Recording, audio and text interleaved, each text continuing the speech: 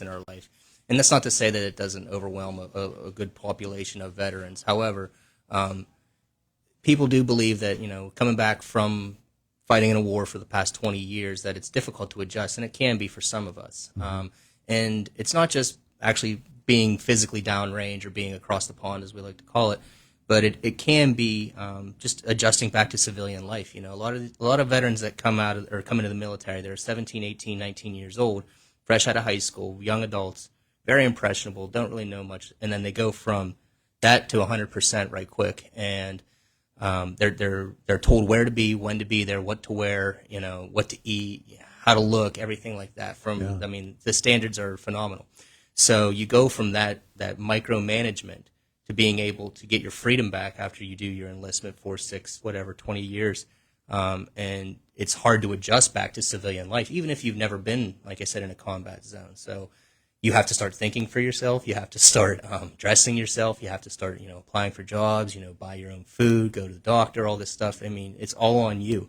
So that's some of the struggles that veterans deal with when they separate from the military or they retire from the military. Mm-hmm. So my job at CareerLink is to help overcome barriers such as that, an adjustment back to civilian life. Because again, like I said, guys go in the military very young, guys and women go in at 18 years old and come out at 25, completely different person. I mean, you and I can talk, and the person I was at 18 is completely different from the person that I was at 25, completely different from the person that I am at 34. So, but we help to adjust or help to overcome those barriers, and kind of help transition from being in the military to being in a civilian sector.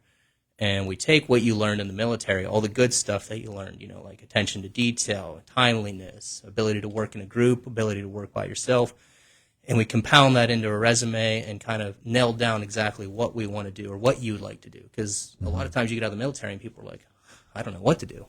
Sure. There are particular benefits to applying what you have been doing in the military, or what we call now soft skills, those types of character traits that you have developed in the military to civilian life and to an employment situation.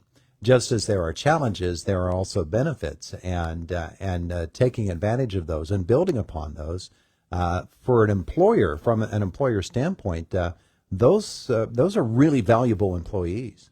Right, and like you said about soft skills, I mean that's the biggest thing when you come out of the military is what you have. Your like I said before, your attention to detail, but your ability to take directions, but also your ability to lead. And it may not just be leading a group of people; it could just be leading an event or coordinating a certain project, so to speak. And like I said, that's my job, is to help veterans recall what they did in the military, because they'll think, oh, I just did 4 years, and again, like I was infantry or I was a truck driver or something like that. Like I didn't do much. I filled sandbags. And again, that's just like I said, those are skills within that veterans don't realize, which is, like I said, your attention to detail, your ability to work well as a team or individually, so on and so forth. So many of the people working here at the Indiana PA Career Link have a military background. Right. And so they know if they use your services, if they connect with you, that they're working with people who understand exactly what it is that they're going through. Absolutely. And how that transition can be aided. And so you can work with them in ways that maybe some other agency could not. And yes, and it's difficult for a non-veteran or for a veteran to come in and work with somebody who's a non-veteran. It's sometimes hard, and they're reluctant to release information. So, my first spill is when I come in and speak with people like, hey, I'm a veteran. I served in the Air Force for 6 years. My boss, he's a veteran. My coworkers, they're all veterans.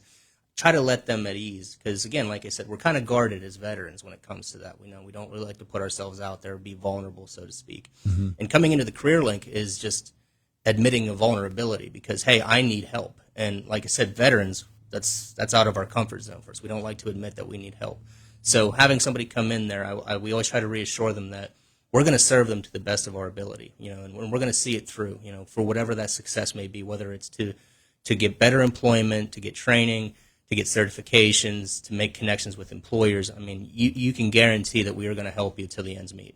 Yeah, and that to them has to be a comfort. You're right. To know that there's somebody there that's advocating for them on the civilian side of things. Most definitely. Yeah.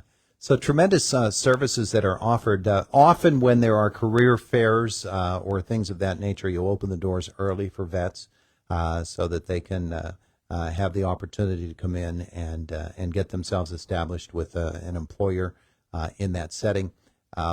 You don't require a whole lot of the veteran in order to be able to serve them. In fact, no specific requirements for veterans that I can think of. No, I mean all veterans get preferential treatments. We'll just call it priority of service is the way that we call that when you come into the career link. So every veteran, everybody who served, regardless of how you served, you will get some type of priority of service. I do have specific niches that I do have to serve that have like the utmost priority, as we'll call it, and those are what we call veterans with barriers to employment, and that can be anything from homelessness, low income, low education, justice involvement, Vietnam-era veterans, those who are, as I already said, economically disadvantaged. But I mean, it's the list is pretty comprehensive. But I want everyone to know that regardless whether you see me or one of my partners there, one of the career advisors, you are going to get superior service. Yeah, for vets or for anybody using PA CareerLink, Right. There are tremendous resources available. You exist in order to match people up with jobs that are out there and to help them develop those skills that will help them in those jobs. So for folks who don't have that overview of what PA CareerLink is and what it does, maybe you can fill us in and for vets or for civilian folks. Sure. So overall, the idea of the Career Link is we're not just one person. I mean, there's a lot of groups that make us up, and we have our Title I folks at Career Track who handle education and training. So folks that are eligible for certain types of high priority occupations, such as right now CDL driving is very high priority. Any type of HVAC, plumbing, welding. Almost any course you can imagine that's offered through ICTC. They can provide up to $7,500 worth of funding to help you do that if you qualify. I mean, there's obviously income limits and circumstantial factors that would go into that. Our Title II service, which is our ARN education, that would be high school diploma GED equivalency. That they will educate you on how to take the GED test and make sure you get through successfully. Title III, which is us, we're Wagner Pizer grant. That's veteran services as well as our career advisors. We provide services to job seekers as well as employers to help people make that connection. Like I said, making that connection between the employer and the job seeker. And then Title IV is our Office of Vocational Rehabilitation.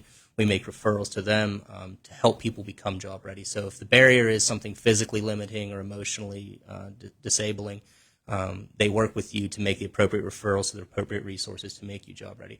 So all in all, the Career Link is a one-stop shop for everybody. So if you feel that you're at the very bottom, I mean, we implore you to come in and see what we can do for you. And again, we're never going to turn anybody away. Everybody at the office is very friendly, very helpful. I mean, everybody wants to see your success. A success in a job seeker or a success from an employer standpoint is how we measure ourselves. And it's what we like to see is people that come in and we can see it through. And working with the Indiana County Veterans Providers Group, that little interagency connectivity is also very, very important. If somebody comes in to you and you're talking with them and they express a need that that there's an agency or an organization that can help them out, Veterans Providers Group is such a wide net that connection can be made really quickly. Oh, Diane does a fantastic job. I'm always here to root for her because I mean, if it wasn't for her, the veterans of Indiana County would be missed, I guess I should say. And like you said, I mean, we make the referrals, and it's a group of almost 100 people, I think, is what's in our email chain. But we help veterans from helping them move, we help them to find employment, to get appropriate resources for health care, or referrals for food. Referrals over to the VA over here to see Jessica and help with their VA disability claims. But it's amazing what the group does for veterans because at the drop of a hat, everybody will stop what they're doing and bend over backwards to make something happen for a veteran. I mean, whether it's getting a ride to a doctor's appointment, whether it's assisting with some rent that maybe somebody may have fell behind on, or like I said, making the referral for employment to come over and see me. He's Matt Coley in PA Career Link. If somebody does want to speak specifically to you, what should they do? They can either stop in at our office Monday through Friday. We're at 300 Indian Springs Road across from the Drive-In Movie Theater, or they can give me a call. Phone number is 724-471-7220. Beautiful. They can also reach out to the Facebook page, our Veteran Providers Group. That's Indiana County Veterans Providers Group. Search for us on Facebook and add us. Good shape. Good shape. Thanks so much for the visit. Yeah, no Appreciate problem, it. It is the voice of Indiana County. It's WCCS 101.1 FM, AM 1160, and WCCSradio.com. Fox News next, top of the hour. That's 2 minutes away.